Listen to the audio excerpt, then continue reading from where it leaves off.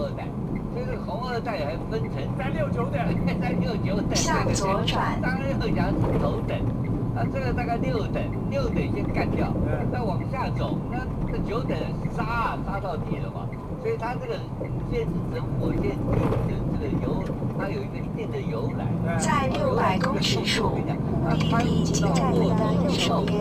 CIA 整个渗透嘛，这个整个被渗透了嘛，那这渗透，那我怎么保你？保不了你。那现在目前杀掉以上，李少子是美国第一个刁难受义务，是被美国第一个制裁，连他都被美国渗透了。就是他是装备部部长啊，所以他现在清算的不是清算他国防部长，清算他的装备部啊。